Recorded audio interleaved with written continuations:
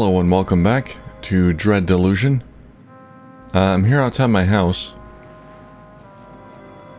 We're gonna see if we can find this Caxton Frost fellow.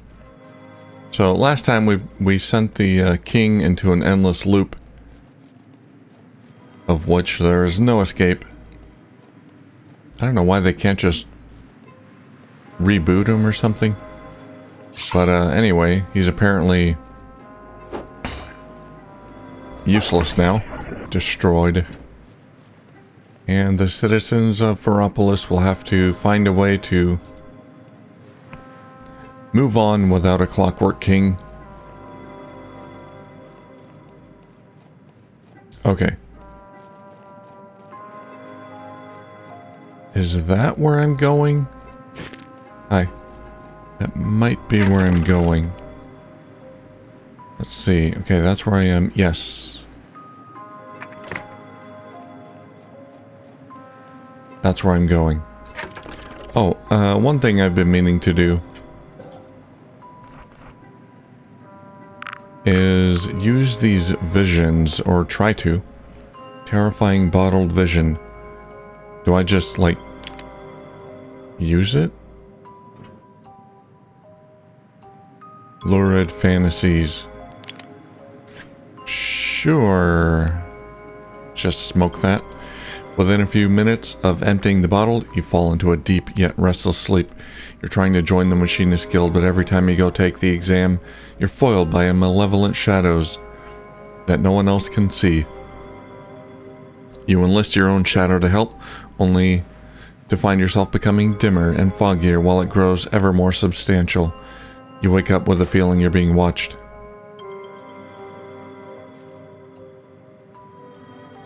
Well, that wasn't too impressive.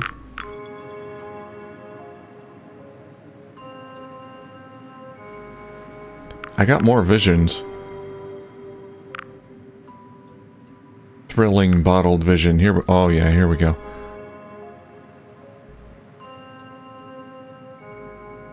This one is by Horace Metcalf. Oh yeah, okay.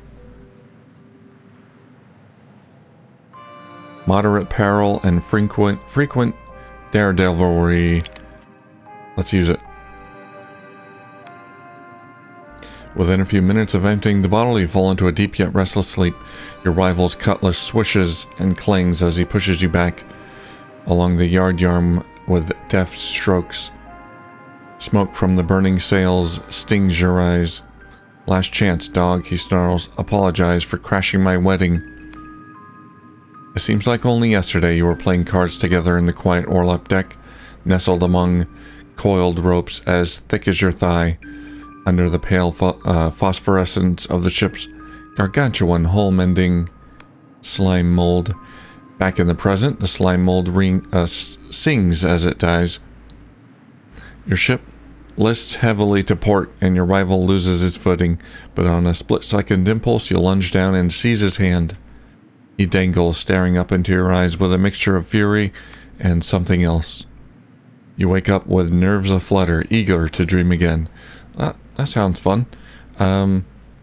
Sounds like a dream a pirate would have. I'm pretty sure this Metcalf person is Caxton Frost. Well, we got two more dreams.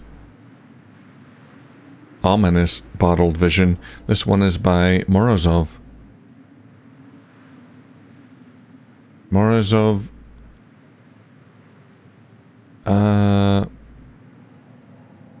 Karl von Pritt, B. Morozov. B. Morozov is the person who gave me the skull implant. Okay, let's do this one. This one is by Karl von Pritt, I don't remember who that is, and contains scenes of mild anxiety and spiders.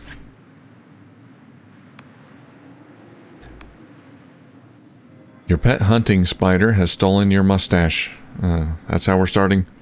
She looks ridiculous, but she's far too agile to catch, and crosses her pedipalps at even the most succulent bribe.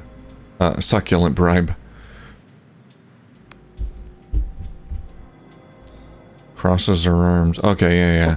Everyone keeps tittering at your naked upper lip.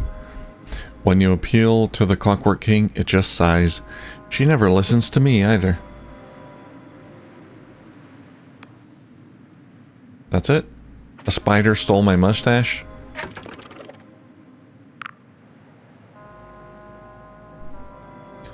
Alright, this one is by Morozov and contains scenes of surreal divinity and moderate dread.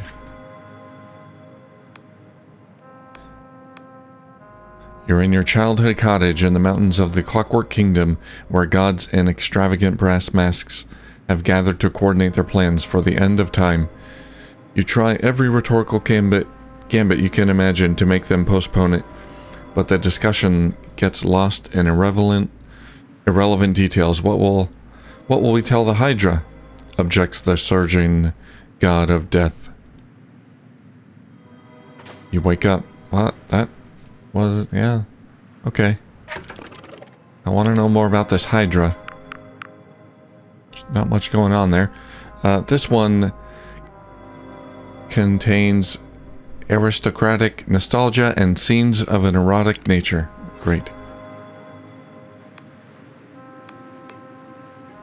Henrik is stalking you through the hedge maze. He keeps shouting obscenities about your friends so that you'll laugh and reveal your position. Eventually he succeeds and you drag him into the brambles to make the most mind-blowing love you've ever known. Oh. Well, I'm glad that ended. You wake up tingling with the ghost of whiskey on your lips.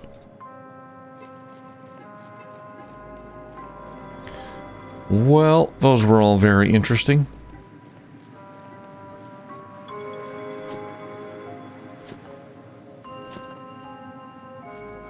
And now this is the only place I haven't been, so let's see what's over here.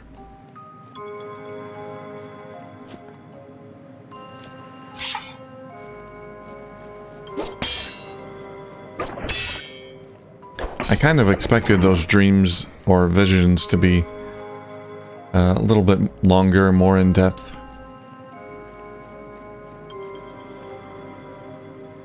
Gotta go up there.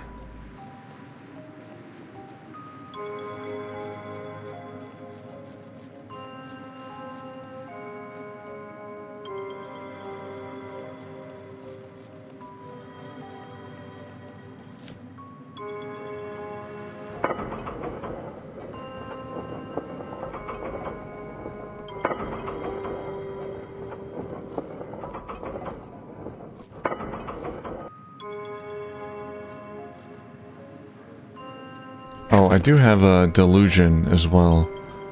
Might as well spend it on Persona. I got a Steam achievement, Embrace 20 Delusions. Wonder how many there are in the game. I've had to have missed some. But, hey, who knows? I've been pretty thorough.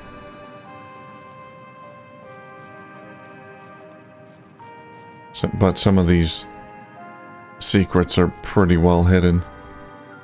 Looks like a landmark. Update in my journal.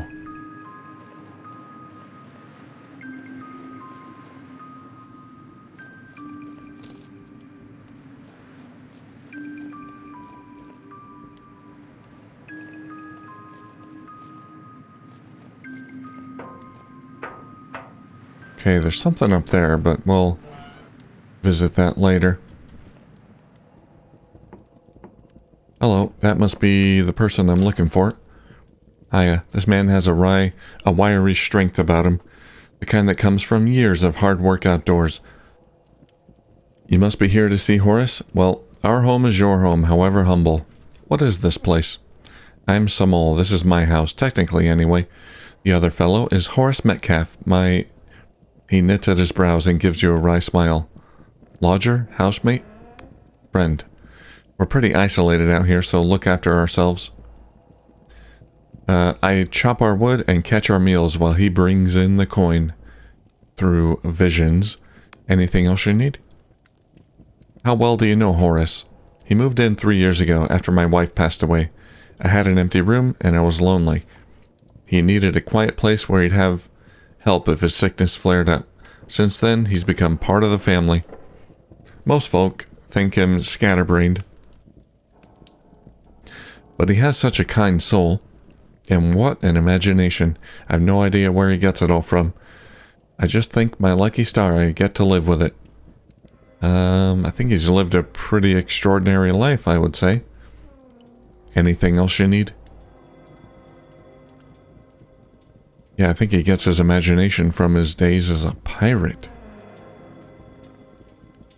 Thanks for your hospitality. Bye.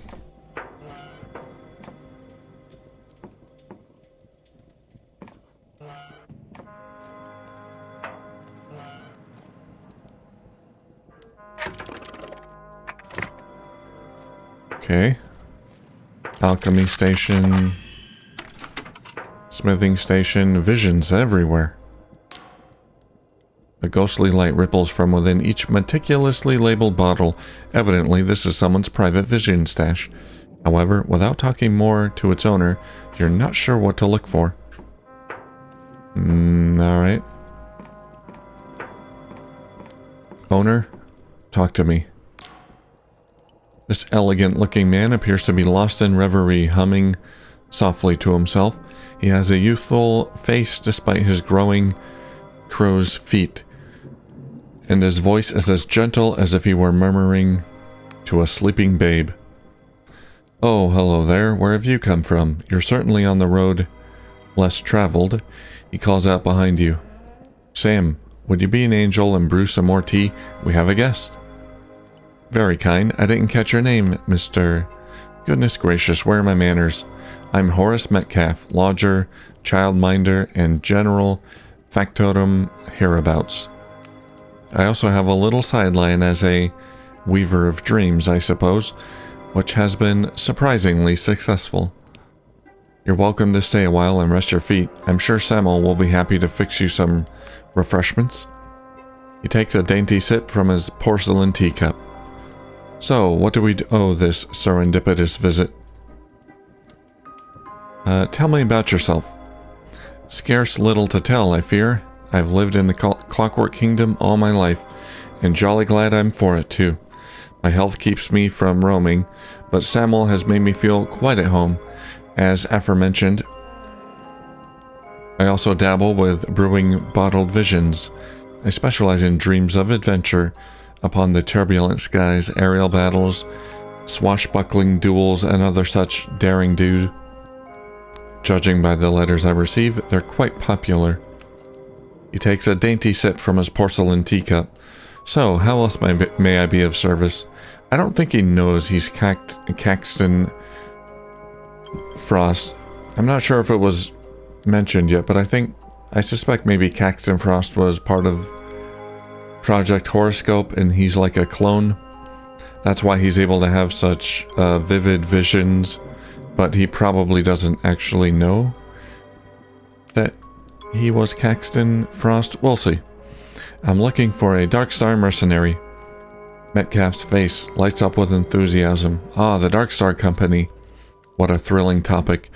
I simply can't stop reading about them. The grizzled Jack Basalt, the enigmatic Emberian, not forgetting the terrifying Velikalos herself. Of course, Caxton Frost is the one best known here in the kingdom. He was a famed antiquarian and considered one of our brightest minds, so his defection was quite unusual. Alas, he chose the wrong side in a mutiny and was incinerated by one of his own contraptions. Oh. How do you know so much about this? He looks bashful. Well, you mustn't think I'm any kind of expert. You see, making bottled visions isn't like writing a book. You cannot control where the slumbering mind wanders. You can only influence it by choosing what fodder it will chew on. Since visions are such a vital industry, the king permits me to access literature from abroad. News pamphlets, ship schematics, Janice's Mercenary Weekly. Well, I'd like to read that. Even those silly, caddish Rakehill books. I devour every bit of reading material I can find. Although, it seems like he wants to say more, but then shakes his head. Well, I'll stop there. An artist must keep something in his pocket, huh?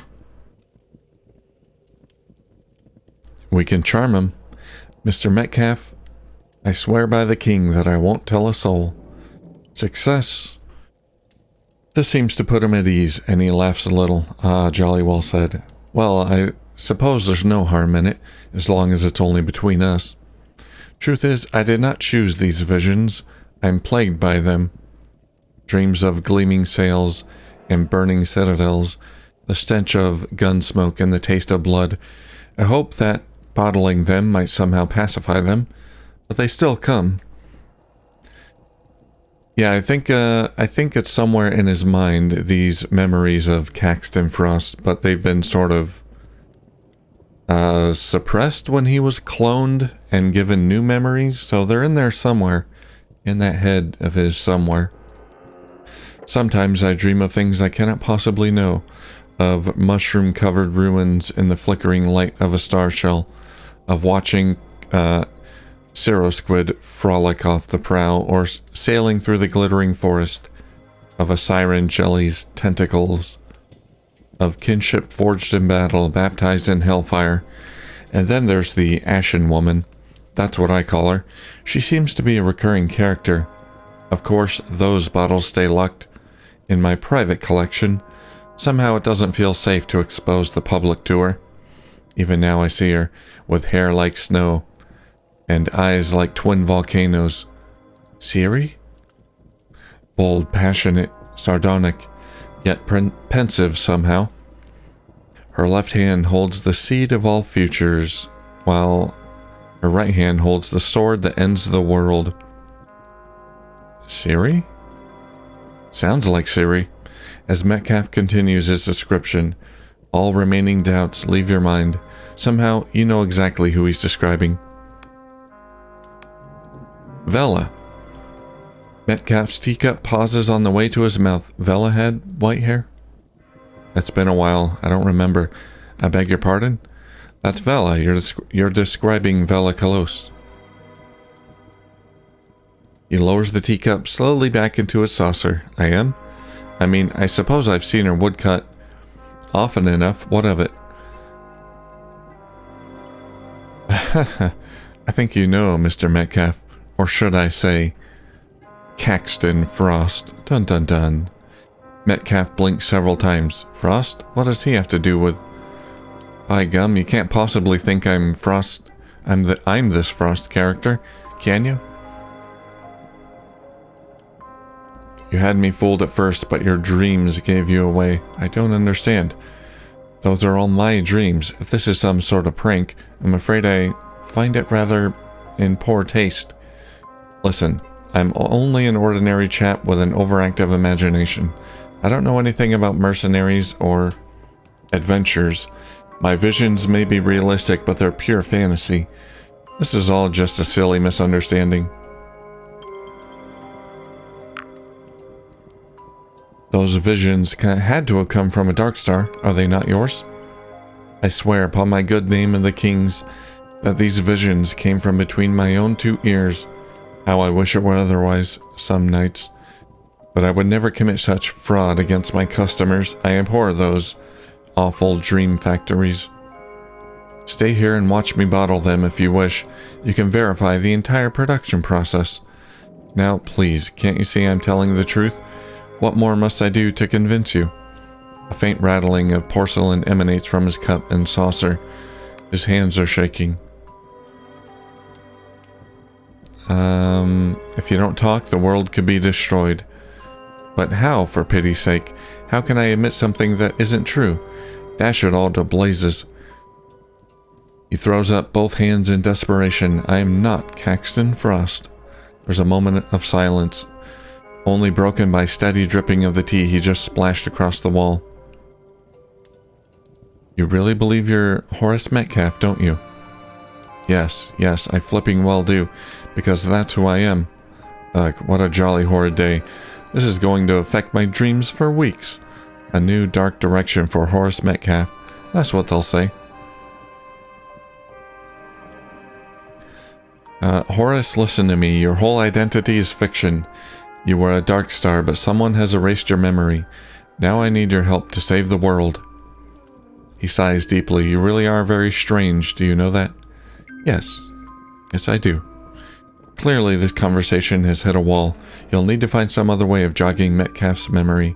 That private vision stash he mentioned must be the key, but where in his house is he keeping it? I know just where it is. Yeah, I won't be able to find... I don't think I'll be able to find any proof that he was part of Project Horoscope, but...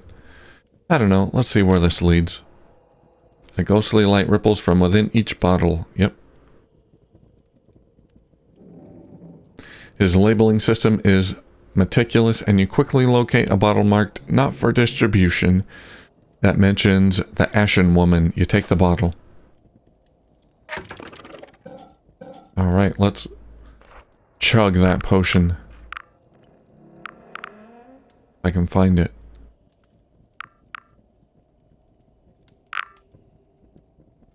Metcalf's vision.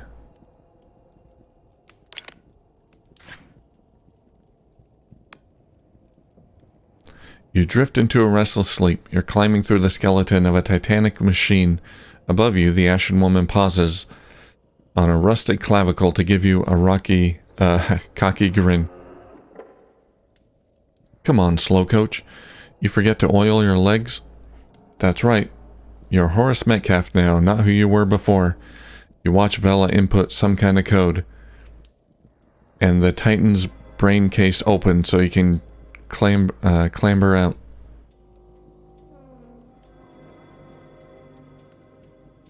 Watch Vela input some kind of code, and the Titan's brain case opens so you can clamber out.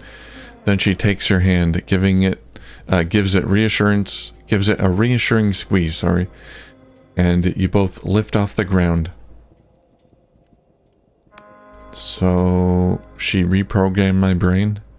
You fly over the corrupted lands, light as a leaf in the wind. In the distance is a dead city, its charred bones exposed to the desolate sky, growing ever larger as you spiral down towards its gates. Query, any last words? Says the Clockwork King, its voice like a cyclone of blowflies and broken glass. You feel your heartbeat quicken. You do remember, don't you? Ah, okay,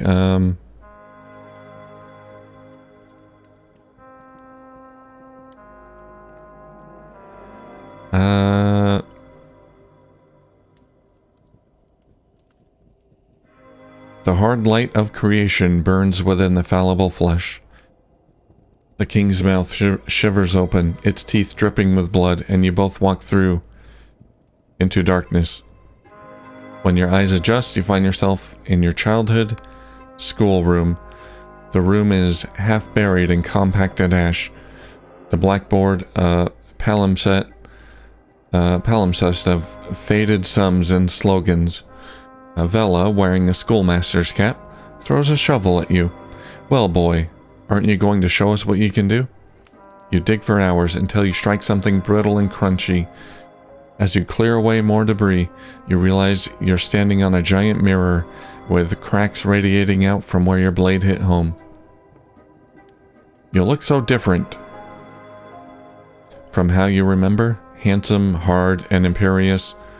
Standing fully upright, your legs encased in some kind of clockwork armor. You feel your heart pounding like a battering ram against your ribcage. Your reflection gives you a cruel, taunting smile. What's the matter, darling? Forgot your line? You wake up breathless and drenched in sweat. Your thoughts racing. You know where you must go. You know from the vision, from flying over the corrupted lands with Vela, past the abandoned diggers, down to the very southeastern tip, to the lost city of Progress. That's where Horace's memories lie. Okay, so that's where I have to go. Can I talk to him again?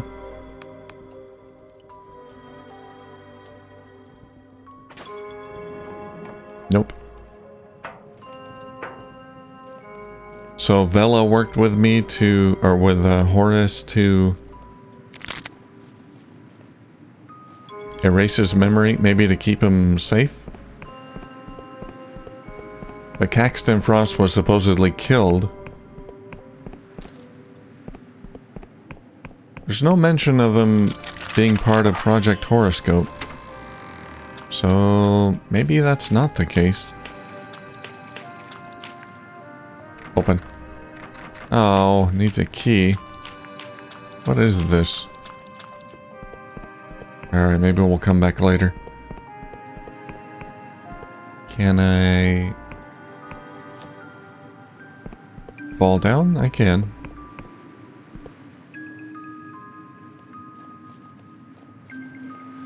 Okay. Well, now I can get into the City of Progress. I think the words, or the password,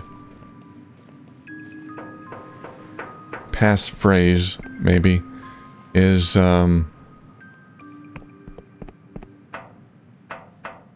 the final words I uttered in the vision. We'll see if that works.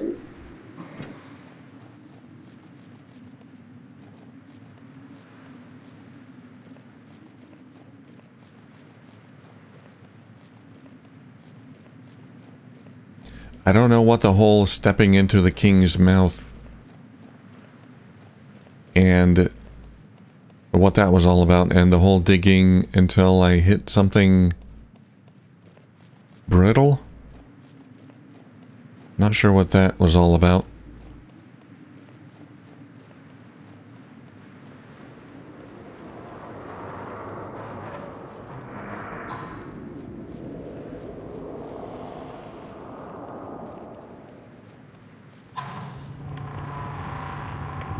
Why was I digging? Burying my memories, maybe?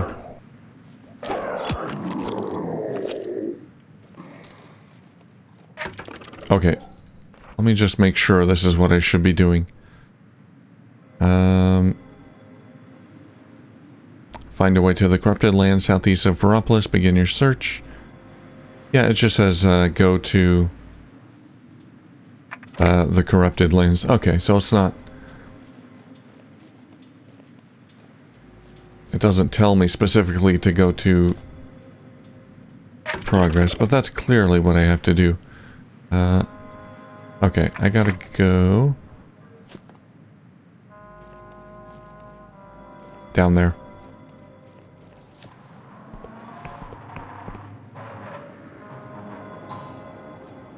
Oh, there's something down there. Is that, that's somewhere I've been, I'm sure. Yeah, okay.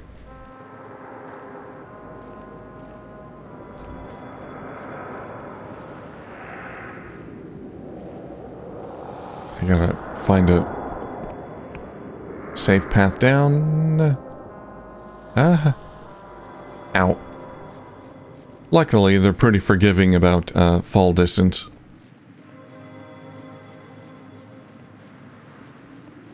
Alright, let's get to progress.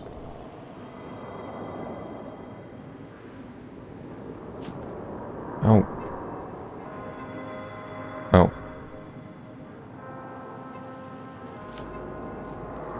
There we go.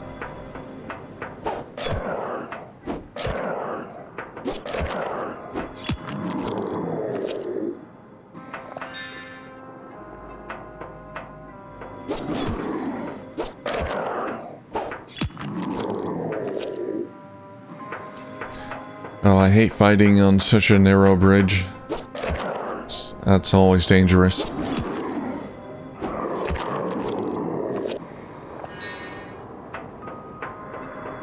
Gotta watch my step. So if this password doesn't work, then I can talk to one of the cleanup crew who knows the password. Maybe I can get it from him somehow. It's looking right at me.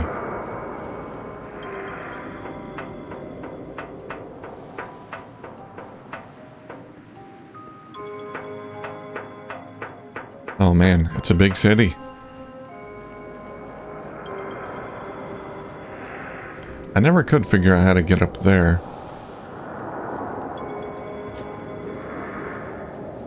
I'll try it later. There's gotta be a way. Okay, here we go. Let me in. Judgment. The City of Progress is under strict quarantine by order of the Clockwork King. Entry is forbidden except by those in possession of the proper password. A memory of Metcalf's vision wells up from your subconscious like a leech rising from a lake bed to feed after dark. The hard light of creation burns within the fallible flesh. Yep, that's it. Bzz, pondering. Emergency override accepted. Welcome back, Mr. Frost.